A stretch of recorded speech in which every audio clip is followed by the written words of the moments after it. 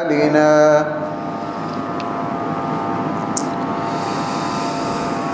من يهده الله فلا مضل له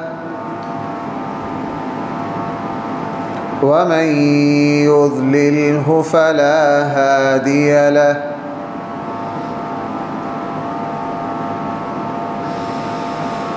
ونشهد أن لا إله إلا الله وحده لا شريك له ونشهد أن سيدنا وسندنا ومولانا محمدًا عبده ورسوله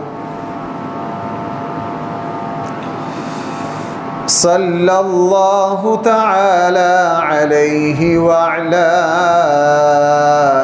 آله وأصحابه وبارك وسلم تسليما كثيرا كثيرا. أما بعد فأعوذ بالله من الشيطان الرجيم. بسم الله الرحمن الرحيم.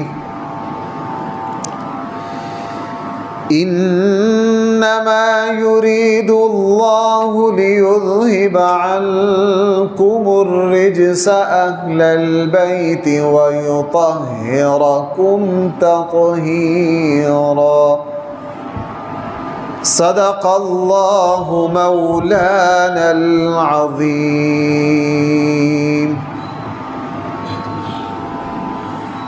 محترم سامعین کرام،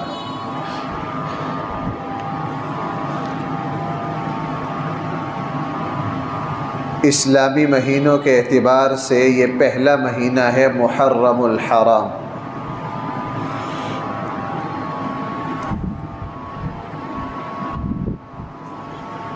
محرم الحرام اس مہینہ میں نبی کریم صلی اللہ علیہ وسلم 10 محرم کا روزہ رکھا کرتے تھے، سنت ہے. آپ کبھی زیادہ تر اس کے ساتھ ایک روزے کو ملا لیتے تھے. 9، 10 یا 10، 11 کا روزہ نبی کریم صلی اللہ علیہ وسلم رکھتے تھے اور یہ سنت ہے. لوگوں میں یہ مشہور ہے کہ یہ مہینہ نحوست والا ہے، حالانکہ اس کا نام ہی ہے محرم الحرام، عزت و احترام والا مہینہ. اس مہینہ میں کسی طرح کی کوئی نحوست نہیں ہے. یہ رفض ہے اور شیعت کے اثرات ہیں کہ ہم اس مہینہ کو منحوس سمجھتے ہیں. اگر حضرت حسین رضی اللہ عنہ کی شہادت کی وجہ سے یہ مہینہ منحوس ہو گیا ہے تو بھائی پھر ہر مہینے میں توبہ نعوذ باللہ، توبہ نعوذ باللہ. کل کو کوئی یہ نہ کہہ دے کہ رمضان بھی منحوس ہے چونکہ اس میں حضرت علی کی شہادت ہوئی ہے.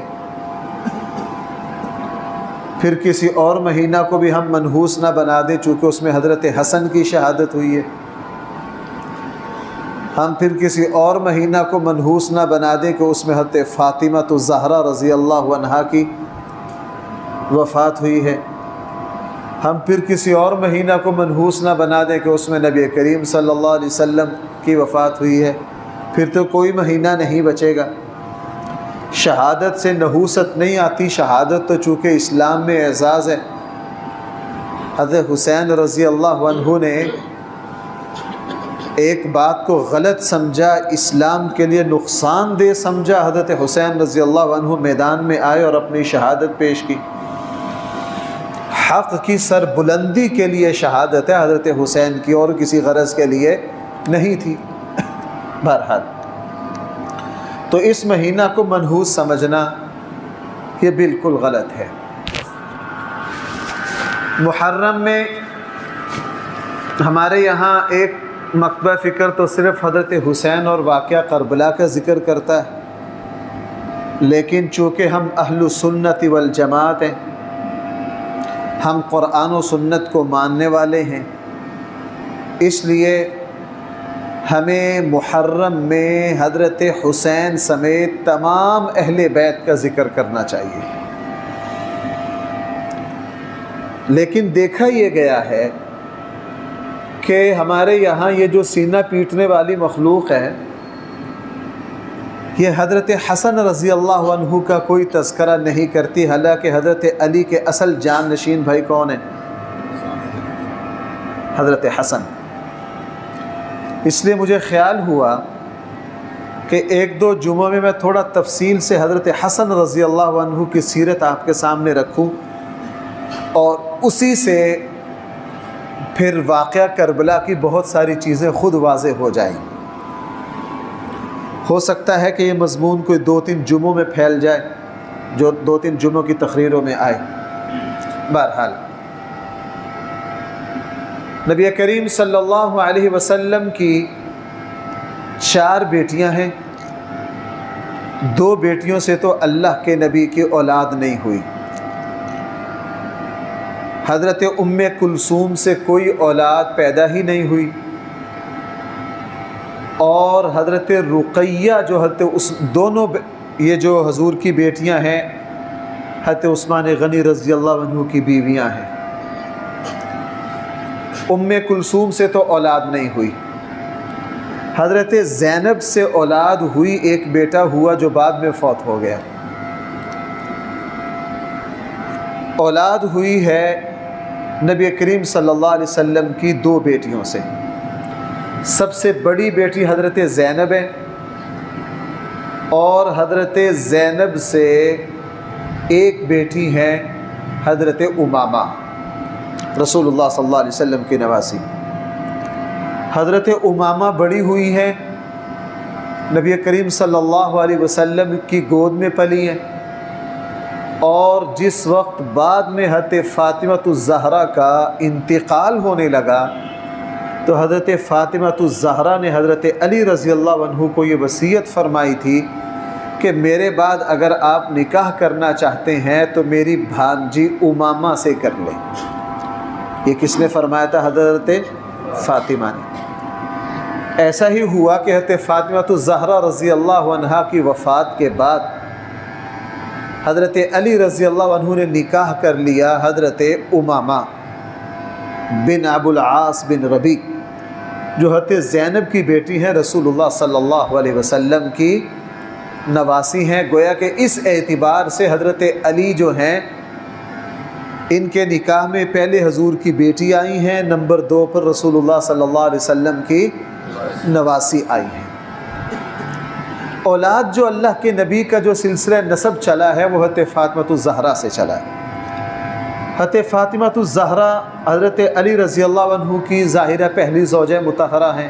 ویسے حضرت علی رضی اللہ عنہ نے 7-8 شادیاں کی ہیں، 7 تو علی الاتفاق ہیں حضرت علی رضی اللہ عنہ کی۔ چونکہ مقصد حضرت حسن کا تذکرہ ہے، اس لیے اس تفصیل کی ضرورت نہیں۔ حضرت علی رضی اللہ عنہ سے اللہ تعالیٰ نے حضرت علی اور حضرت فاطمہ کو 5 اولادیں دی۔ کتنی اولادیں دی ہیں؟ 6ٹھی میں اختلاف ہے کہ آیا 6ٹھا بھی کوئی بچہ تھا یا نہیں۔ راجح یہ ہے کہ 6ٹھا بچہ نہیں تھا۔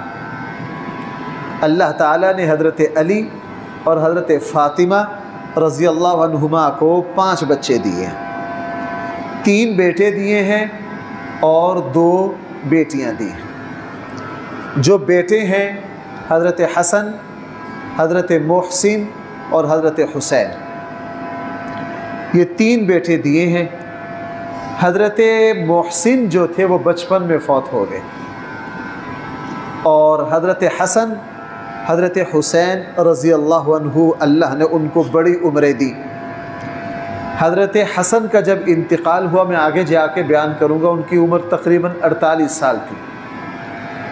بھائی جب حضرت حسن یہ چھوٹی چھوٹی معلومات ہیں لیکن بہت محنت سے یہ اکٹھی ہوتی ہیں۔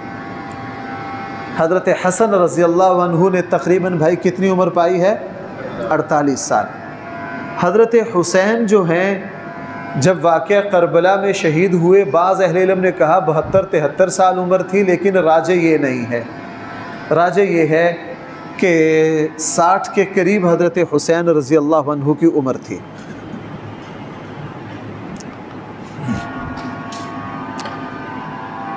اللہ تعالیٰ نے ان دونوں بیٹوں کو بڑی عمریں دی۔ تو حضرت فاطمہ کی حضرت علی کی بھائی کتنے اولاد؟ حضرت علی کو اللہ تعالیٰ نے حضرت فاطمہ سے کتنی اولادیں دی ہیں؟ 5۔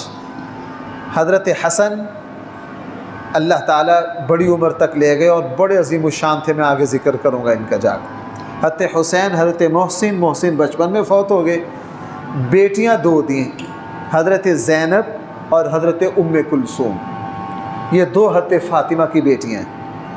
ان میں سے جو حضرت زینب ہیں وہ نکاح میں آئیں اپنے تایا زاد بھائی حضرت عبداللہ بن جعفر۔ حضرت علی 4 بھائی ہیں، حضرت علی اور ان سے بڑے جو ہیں جعفر ہیں، عقیل ہیں، طالب ہیں۔ طالب ہی سے حضرت علی کے والد گرامی ابو طالب کی کنیت ہے، اور طالب اسلام نہیں لائے، کفر پر ہی مرے ہیں طالب، اور بدر میں شریک ہوئے ہیں۔ بدر کے کچھ عرصہ بعد طالب کا انتقال ہوا ہے، جن کی طرف سے ابو طالب کنیت ہے۔ ہاں، حضرت جعفر، حضرت علی یہ بالکل شروع میں مسلمان ہو گئے، ساری زندگی حضور کا ساتھ دیا، اور عقیل جو ہیں وہ بھی آخر میں جا کے مسلمان ہو گئے۔ 3 بھائی مسلمان تھے، تو ان میں ایک ہے جعفر۔ جعفر کے بیٹے ہیں عبداللہ، حضرت عبداللہ بن جعفر، وہ بھی صحابی ہیں اور بڑی روایات ہیں ان سے۔ تو حضرت فاطمہ حضرت علی کی جو بڑی بیٹی ہیں حضرت زینب، جو کربلا میں بھی ساتھ تھی، یہ نکاح میں ہیں حضرت عبداللہ بن جعفر اپنے تایا کے بیٹے کے، اور ان سے چھوٹی بیٹی حضرت فاطمہ کی ہیں ام کلثوم۔ ام کلثوم بعد میں نکاح میں آئیں حضرت عمر رضی اللہ عنہ کے۔ حضرت عمر رضی اللہ عنہ نے نکاح کیا تھا اور خود حضرت علی سے فرمایا تھا، چونکہ اس وقت حضرت عمر رضی اللہ عنہ کی عمر کافی ہو رہی تھی۔ حضرت عمر نے پہلے اللہ کے نبی سے ہی یہ فرمائش کی تھی کہ میں حضرت فاطمہ سے نکاح کرنا چاہتا ہوں۔ رسول اللہ صلی اللہ علیہ وسلم نے ان کے رشتے کو قبول نہیں کیا تھا، حضرت ابو بکر کے رشتے کو بھی قبول نہیں کیا تھا۔ پھر حضرت عثمان نے حضرت علی سے کہا تھا کہ علی، اللہ کے نبی آپ کو رشتہ دے دیں گے، چونکہ نسب میں سب سے زیادہ قریب حضور کے آپ ہیں۔ حضرت عمر رضی اللہ عنہ نے جب ام کلثوم کا رشتہ مانگا تو یہ کہا کہ مجھے نکاح کی ضرورت نہیں ہے، مجھے نکاح کی ضرورت نہیں ہے، مجھے صرف ایک فضیلت حاصل کرنی ہے۔ اللہ کے نبی نے فرمایا تھا کہ جس کا نسب میرے نسب سے مل جائے گا، کل قیامت والے دن اس کی مغفرت ہوگی۔ میں اللہ کے نبی سے ایک طرف سے اپنا نسب ملا چکا ہوں کہ میں نے بیٹی اپنی حضرت حفصہ کس کے نکاح میں دی؟ ام المومنین میں بھائی کون ہے؟ حضرت حفصہ ہیں، جو بیٹیاں کس کی؟ حضرت عمر کی۔ میں چاہتا ہوں کہ اللہ کے نبی کی کوئی نسب، حضرت علی نے اس کو منظور فرما لیا، اور پھر حضرت ام کلثوم جو ہیں، جو بیٹی ہیں حضرت علی اور حضرت فاطمہ کی، یہ نکاح میں آئی حضرت عمر بن خطاب۔ یہ 5 بچے ہیں حضرت علی رضی اللہ عنہ کے، حضرت حسن، حضرت محسن، حضرت حسین، حضرت زینب اور حضرت ام کلثوم۔ ان میں سے ہر ایک ہیرا ہے۔ آپ کو سچ بتاؤں، یہ تو محرم میں نا یہ سینہ پیٹ پوٹ کے ہی فارغ ہو جاتی ہے قوم، کبھی اہل بیت کے حالات کو تفصیل سے نہیں پڑھتی۔ اہل بیت ایسے، ایک تو اللہ نے ان کو عزت دے دی ہے، کس کا خون ہے، اس فضیلت سے ہٹ کے اگر ان کی زندگیوں کا مطالعہ کریں تو سچ یہ ہے کہ یہ سونے سے بھی اعلیٰ کردار رکھتے تھے، بہت پاکیزہ عظیم الشان زندگی۔ ان میں حضرت حسن کا تذکرہ کرنا چاہوں گا۔ حضرت حسن کا تذکرہ میں کیوں کرتا ہوں؟ حضرت حسن حضرت علی کے حقیقی جان نشین ہیں، اور حضرت علی رضی اللہ عنہ کی شہادت کے بعد خلیفہ کون بنے؟ حضرت حسن 6 ماہ خلیفہ رہے، اور اللہ کے نبی نے فرمایا تھا کہ میری خلافت اعلیٰ منہاج النبوہ، میرے بالکل نقش قدم پر جو خلافت چلے گی وہ 30 سال چلے گی۔ بھائی یہ کس نے فرمایا تھا؟ بھائی سمجھ آ رہی ہے؟ سونا نا ذرا، یہ 2-3 جمعے نا ذرا میں ٹھہر کے، چونکہ یہ بہت علمی باتیں ہیں، توجہ رکھنی ہے ذرا۔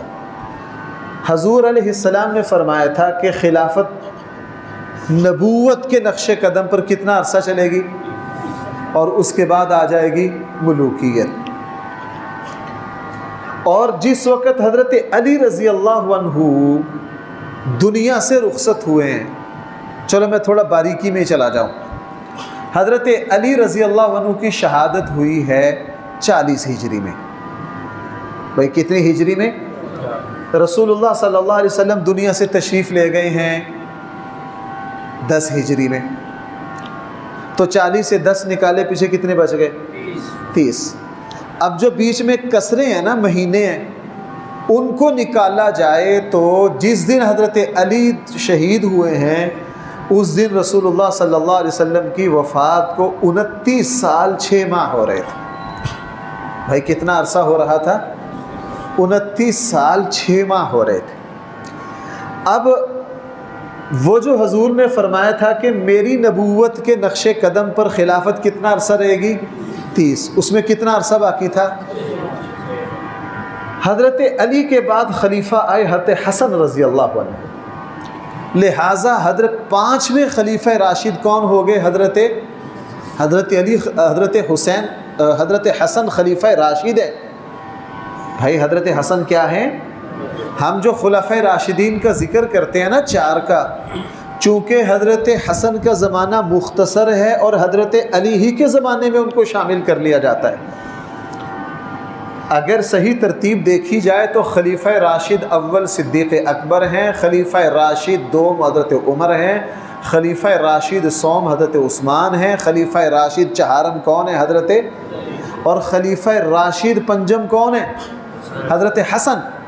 چونکہ حضور نے فرمایا تھا کہ 30 سال جو ہے وہ خلافت چلے گی، کس طرح؟ نبوت کے رنگ ڈھنگ میں، اور وہ حضرت حسن کے 6 مہینے ڈال کر 30 سال پورے ہوتے ہیں۔ حضرت حسن خلیفہ راشد ہیں اور حضرت علی کے جان نشین ہیں، اور تمام معاملات میں حضرت علی کے ساتھ رہے ہیں، لیکن حضرت حسن کا ذکر نہیں کیا جاتا۔ یہ جو ماتمی مخلوق ہے یہ تو بالکل نہیں کرتی حضرت حسن کا ذکر، اور ہم بھی نہیں کرتے۔ کیوں؟ میں آپ کو سچ بتاؤں، مجھے اہل بیت میں سب سے زیادہ محبت حضرت حسن سے ہے۔ کس سے ہے؟ حضرت حسن سے۔ میں ان کی تھوڑی تفصیل بیان کروں گا، آپ کو سمجھ آئے گی حضرت حسن کیسے تھے۔ اس لیے میں نے انتخاب کیا کہ میں تھوڑا سا حضرت حسن کی سیرت کو ذرا تھوڑا سا کھول کر بیان کروں۔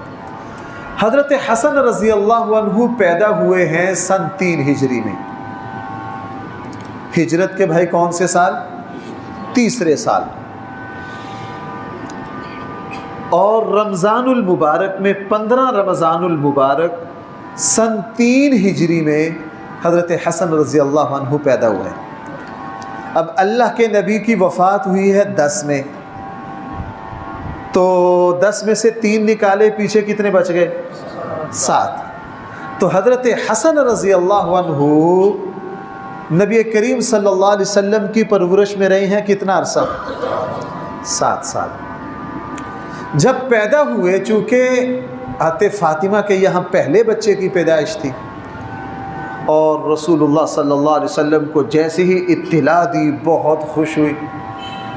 ام فضل بنت حارث جو بیوی ہیں حضرت عباس کی، حضور کی لگی چچی، یہ 4 بہنیں ہیں۔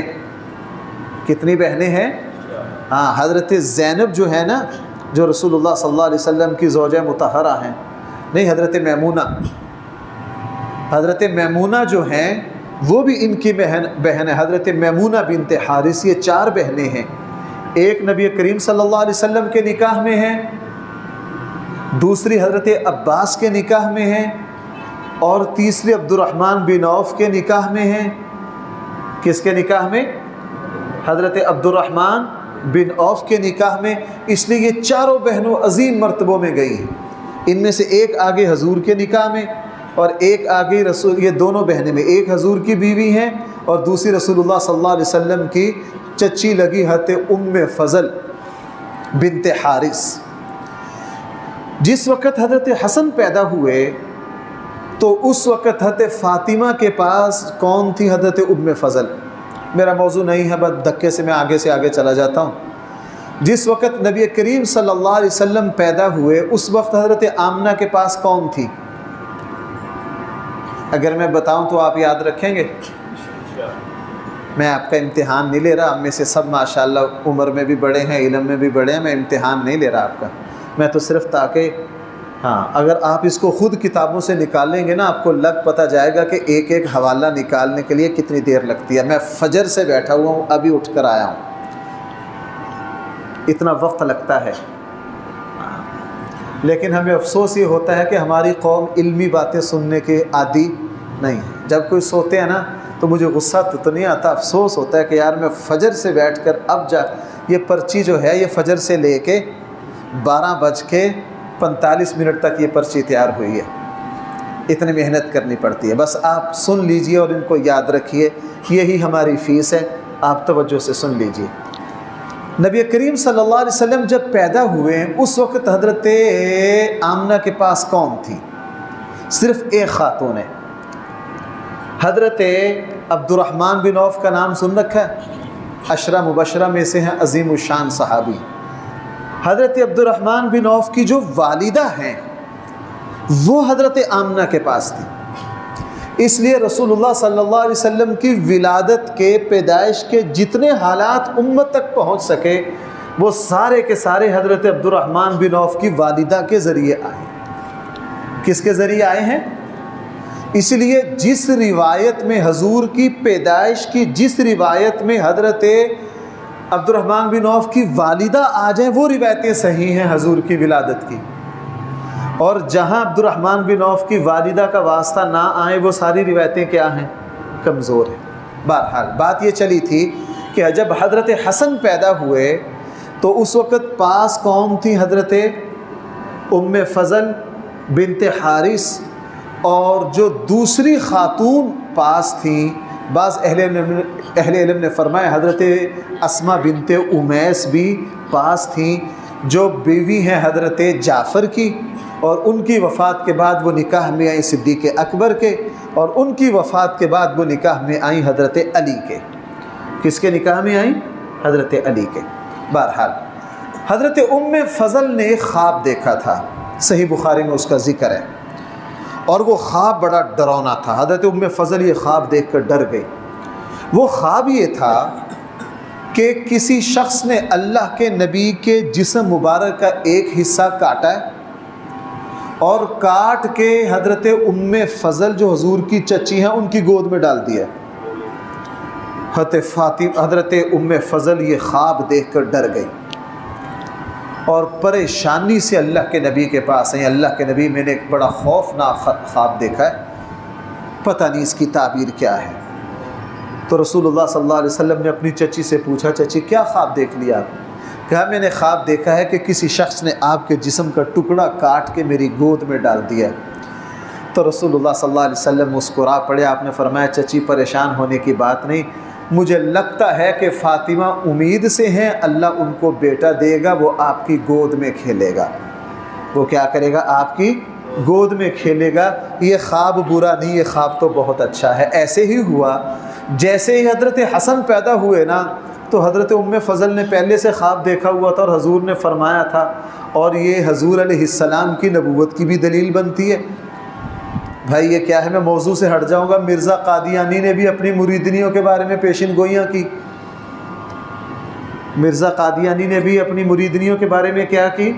پیشن گوئیاں کی، لیکن ساری کی ساری کیا ثابت ہوئی؟ جھوٹی ثابت ہوئی۔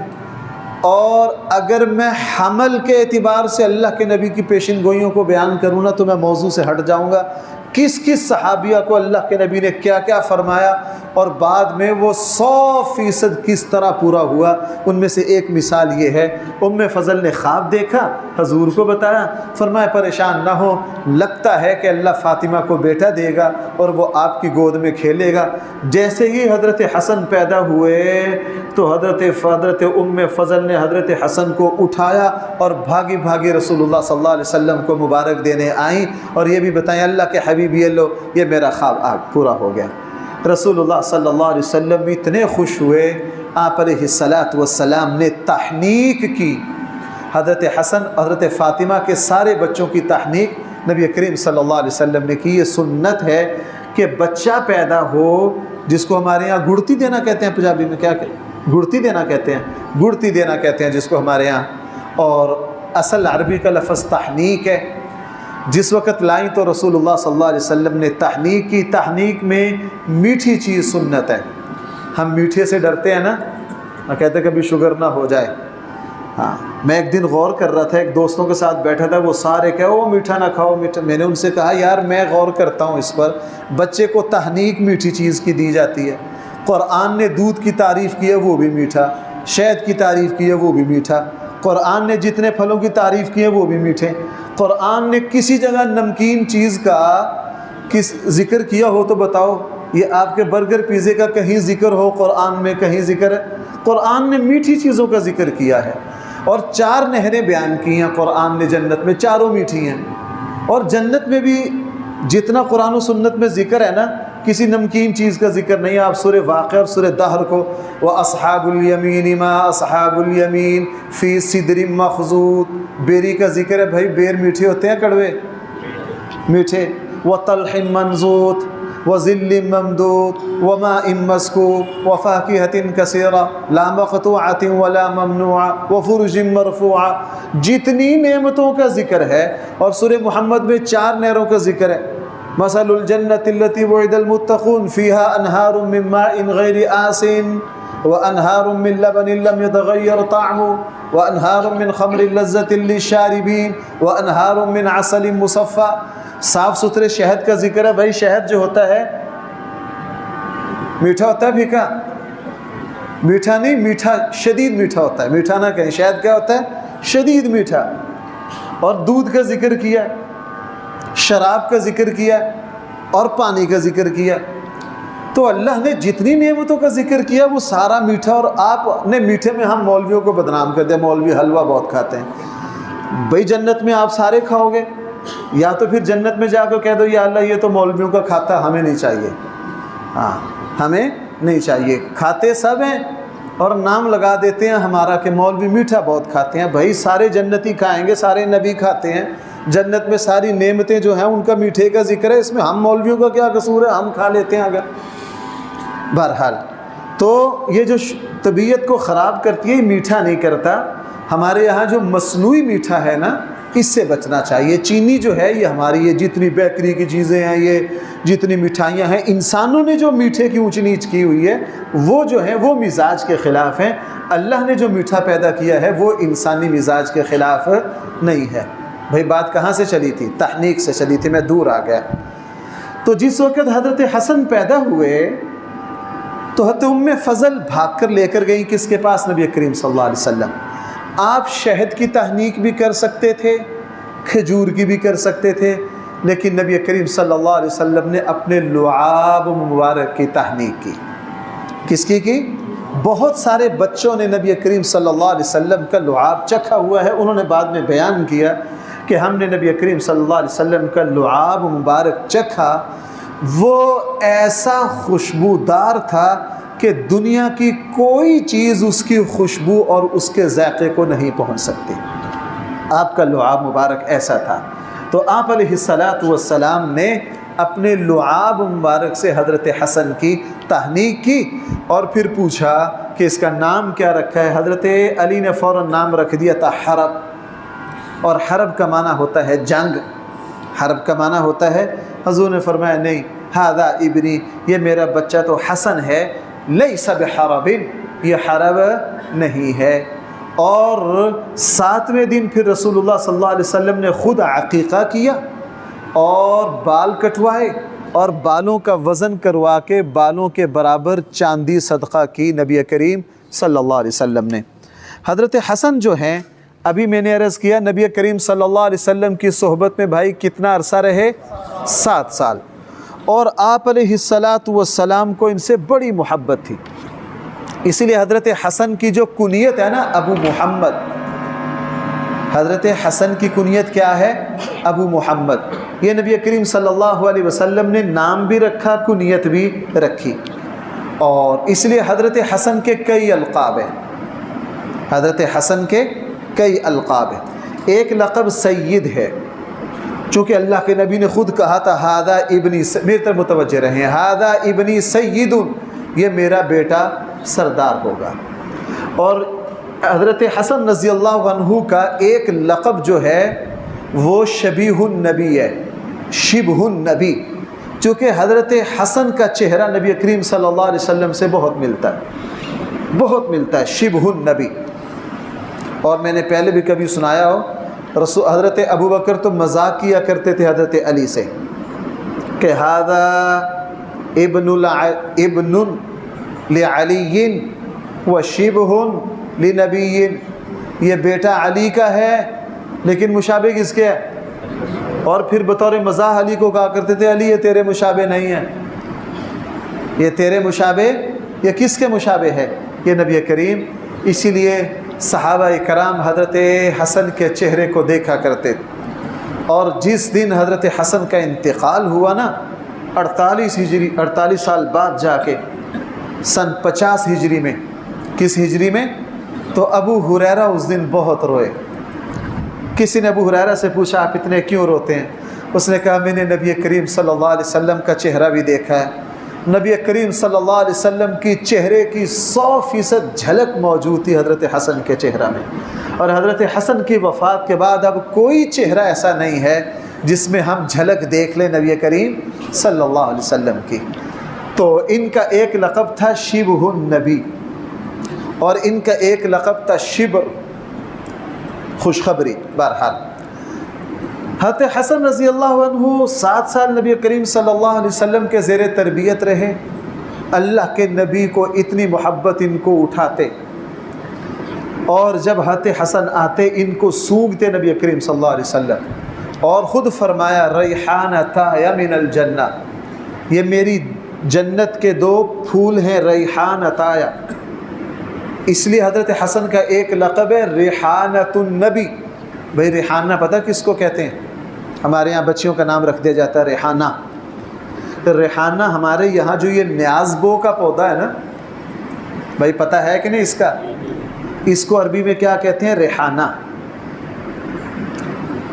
اصل ہمارے اردو میں نیازبو مشہور ہو گیا ہے، جہاں تک مجھے پتہ ہے اصل ہے نازبو۔ اس پودے کا اصل نام کیا ہے؟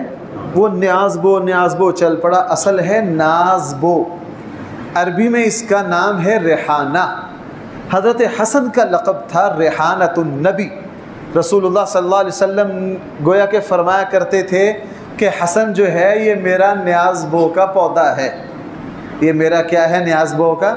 تبھی جب حضرت حسن آتے رسول اللہ صلی اللہ علیہ وسلم ان کو چومتے، کندھوں پر بٹھاتے، اپنا لعاب ان کے منہ میں دیتے اور ان کے ہونٹوں کو چومتے، اور حضرت حسن نبی کریم صلی اللہ علیہ وسلم کے کندھوں پر چڑھ جاتے۔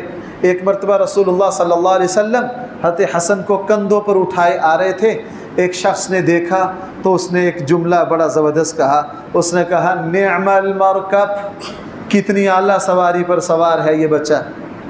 اللہ کے نبی نے کہاں اٹھا رکھا تھا؟ کندھوں پر۔ تو دیکھنے والے نے کیا کہا؟ نعم المرکب، کتنی اعلیٰ سواری پر سوار ہے، او بچے تجھے بڑی اعلیٰ سواری ملی ہے۔ تو رسول اللہ صلی اللہ علیہ وسلم نے فرمایا کہ جہاں نعم المرکب ہے وہاں نعم الراکب بھی ہے۔ اگر اس کو سواری اعلیٰ ملی ہے، جب سواری اعلیٰ ہے تو سوار ہونے والا بھی بہت اعلیٰ ہے، سوار ہونے والا بھی بہت اعلیٰ ہے۔ رسول اللہ صلی اللہ علیہ وسلم حضرت بہت، یہ کئی صحابہ سے روایت ہے، رسول اللہ صلی اللہ علیہ وسلم ایک مرتبہ خطبہ ارشاد فرما رہے تھے اس طرح، اور یہاں جو ہے پاس حضرت حسن نیچے، بچے آ کے بیٹھ گئے۔ رسول اللہ صلی اللہ علیہ وسلم نے خطبہ ارشاد فرماتے فرماتے لوگوں سے فرمایا، لوگو ھذا ابنی سید، یہ صحیح بخاری میں بھی ہے یہ روایت، صحیح مسلم میں بھی ہے۔ کیا فرمایا؟ میرا یہ بیٹا سردار ہے، میرا یہ بیٹا کیا ہے؟ حضرت حسن چھوٹے سے ہیں، بیٹھے ہیں اس طرح، فرمایا میرا یہ بیٹا سردار ہے، ایک زمانہ آئے گا کہ مسلمانوں کی 2 عظیم جماعتوں میں یہ صلح کروائے گا۔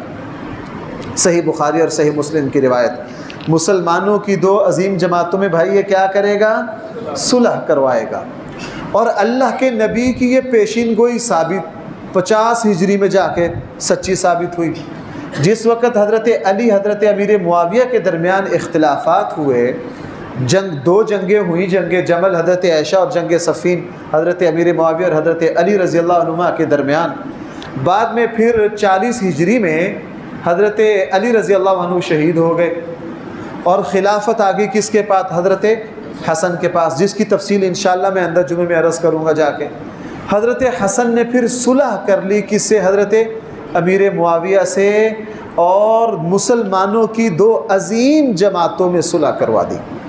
آج لوگ ایڑی چوٹی کا زور لگا دو، بدبخت وہ جیلم والا مرزا جیلمی خناس جو اندر سے رافضی اور شیعہ، اور اسی طرح وہ ایک سمندری کا مولوی اسحاق تھا، فوت ہو گیا، وہ بھی بدترین شیعہ تھا، لبادہ اہل حدیثوں والا تھا لیکن اندر سے شیعہ تھا، اور خود اہل حدیث علماء نے ان دونوں سے بیزاری کا اظہار کیا کہ یہ ہمارے اہل حدیث نہیں ہے، یہ شیعہ ہے۔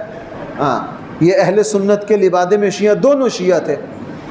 ایڑی چوٹی کا زور لگاتا امیر معاویہ کی دشمنی میں، اس کو باغی ثابت کر، فلاں کر، فلاں کر، لیکن صحیح بخاری اور اللہ کے صحیح بخاری میں بھی ہے، صحیح مسلم میں بھی ہے، اللہ کے نبی نے کیا فرمایا؟ ھذا ابنی سید، یہ میرا بیٹا کیا ہے؟ سردار ہے۔ مسلمانوں کی 2 عظیم جماعتیں، فئتین عظمتین، صحیح بخاری کے الفاظ ہے، 2 عظیم جماعتوں میں کیا کروائے گا؟ تو حضرت حسن نے زندگی میں صلح کروائی کن 2 جماعتوں میں؟ اپنے والد کی جماعت اور حضرت امیر معاویہ کی 2 جماعتوں میں، اور جس دن صلح ہو گئی بڑے بڑے صحابہ نے کہا ہم نے خود اللہ کے نبی سے سنا تھا، لو آج یہ 40 سال کے بعد یہ اللہ کے نبی کی بات سچی ہو گئی۔ تو اللہ کے نبی نے دونوں جماعتوں کو کیا کہا؟ آپ چپ کر رہے ہیں، دونوں جماعتوں کو مسلمانوں کی 2 عظیم جماعتیں کا۔ اور آج لوگ اب اتنے جری ہو گئے ہیں، توبہ نعوذ باللہ، حضرت امیر معاویہ کو کافر تک ثابت کرنے کی کوشش کرتے ہیں، لیکن قیامت تک کر نہیں سکیں گے، چونکہ پیچھے کس کی احادیث موجود ہیں؟ حضرت امیر معاویہ اور ان کی جماعت کو مسلمان کس نے کہا؟ صحیح بخاری میں، صحیح مسلم میں۔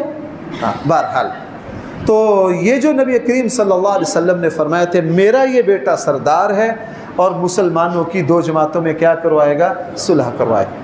حضرت حسن رضی اللہ عنہ 7 سال تک نبی کریم صلی اللہ علیہ وسلم کی زیر کف آپ ہی نے پالا، اور آپ علیہ السلام میں نے ابھی عرض کیا، نام آپ نے رکھا، تحنیک آپ نے کی، آپ ان کو کندھوں پر اٹھاتے، ان سے محبت کرتے، کبھی فرماتے یہ جنت کے سردار ہیں، کبھی فرماتے یہ میری دنیا کے 2 پھول ہیں، میری دنیا کے 2 پھول ہیں۔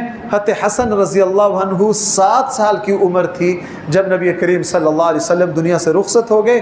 ویسے تو حضرت حسن سے بہت احادیث ہیں، لیکن حضرت حسن نے براہ راست جو نبی کریم صلی اللہ علیہ وسلم سے ارشادات سن کر آگے پہنچائے وہ 13 ارشادات ہیں۔ کتنی حدیثیں ہیں؟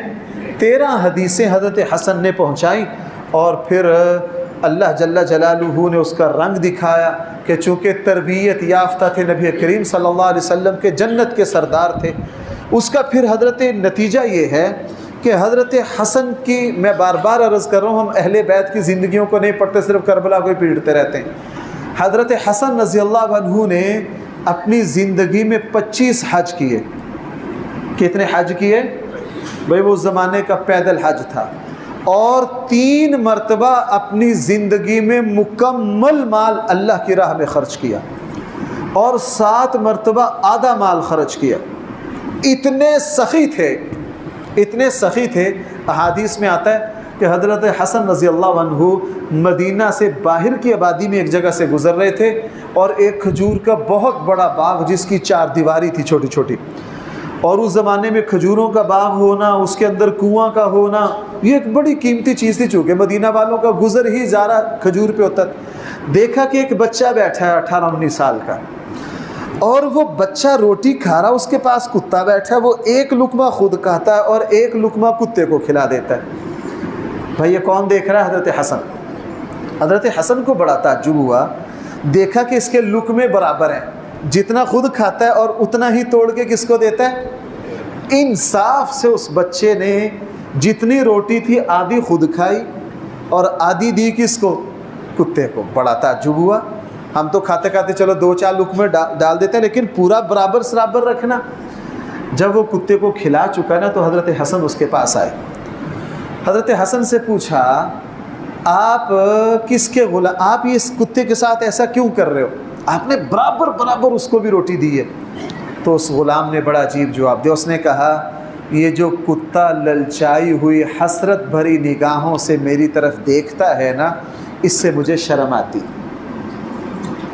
اس سے مجھے کیا آتی ہے؟ شرم آتی ہے۔ آج ہم سگے بہن بھائیوں کا مال لوٹ کر پرواہ نہیں کرتے، لوگ حج میں بے ایمانی کر جاتے ہیں۔ اس سال پرائیویٹ جتنے حاجی گئے تھے اکثر پریشان ہو کر آئے۔ پرائیویٹ جنہوں نے تھے، میرے ایک عزیز ڈسکا ہی کے اس کے تھرو گئے، دبا کے خباثت کی، اوپر سے نیک بھی بنتے ہیں، حج کا مال بھی حرام کھا جاتے ہیں، اور ہماری حکومت حاجیوں کے پیسے پر پورے سال سود کھاتی ہے۔ اب ہم کہتے ہیں IMF فلانی دے رہا جی اتنا۔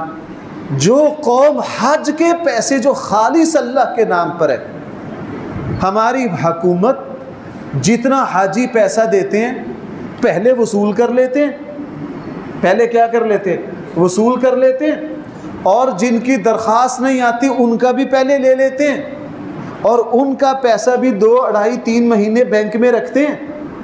وہ اربوں روپے کا پتہ کتنا سود بنتا ہے۔ جو قوم حاجیوں کے پیسے پر بھی سود کھاتی ہو، وہ کہے ہمارے اوپر رزق کی برکتیں اتریں، اللہ کے ضابطے ہیں بھائیو، اللہ کے ضابطے۔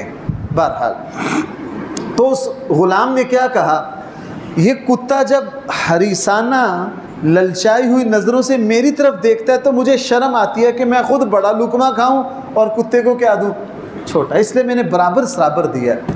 حضرت حسن تربیت یافتہ تھے نبی کریم صلی اللہ علیہ وسلم کے۔ کہا تو کس کا غلام ہے؟ کہا میں عبان بن عثمان کا غلام۔ کہا یہی بیٹھے رہنا جب تک تیرے پاس واپس نہ آؤں، تو یہی رہنا۔ گئے حضرت عبان کے پاس گئے، اسے کہا فلاں فلاں جگہ تمہارا باغ ہے جی، اس میں کنواں فلاں تمہارا غلام ہے جی، کتنے پیسے؟ انہوں نے کہا جی وہ تو اس بہت بھاری رقم بتائی، آج کے اعتبار سے لاکھوں اعتبار اس جائیداد کی قیمت۔ کہا میں وہ باغ بھی خریدنا چاہتا ہوں اور وہ غلام بھی خریدنا چاہتا ہوں۔ انہوں نے کہا جی غلام تو بڑا فرق ہے، نہیں دینا ہے مکمل، باغ بھی خریدنا ہے غلام بھی۔ اور صحابہ اکرام ان شہزادوں کی فرمائش کو ٹالا نہیں کرتے تھے۔ یہ تو شیعہ نے ہمارے سامنے رکھا نا، انشاءاللہ میں آگے جا کے اس کو بیان کروں گا کہ اہل بیت اور صحابہ میں کوئی جھگڑے تھے، نہیں، سوال ہی پیدا نہیں ہوتا۔ انہوں نے کہا جی آپ کی فرمائش کو میں ٹال نہیں سکتا، میں آپ کو اپنا باغ بھی بیچ رہا ہوں، غلام بھی بیچ رہا ہوں۔ حضرت حسن رضی اللہ عنہ اس باغ کو خرید کے اس نوجوان کے پاس آئے۔ اس نوجوان کو کہا بھائی تمہارے آقا سے میں یہ باغ بھی خرید لیا ہے اور یہ غلام اور یہ کنواں سارا کچھ خرید لیا ہے، اور آپ کو بھی خرید لیا ہے۔ جیسے ہی یہ کہا وہ نوجوان جوش میں کھڑا ہو گیا، اس نے کہا آپ میرے آقا ہیں، مجھے جس بات کا حکم دیں گے میں اس کو پورا کروں گا۔ حضرت حسن نے فرمایا تجھے میرا غلام بننے کی ضرورت نہیں، میں تجھے آزاد کر رہا ہوں اور یہ باغ بھی تیری ملکیت میں دے رہا ہوں۔ اس غلام کی ایک ادا دیکھی، فوراً اس غلام کو کیا کیا؟ خرید کے آزاد بھی کر دیا، اور جو جائیداد تھی وہ بھی خرید کے اس کو کیا دے دی؟ اس کو دے دی۔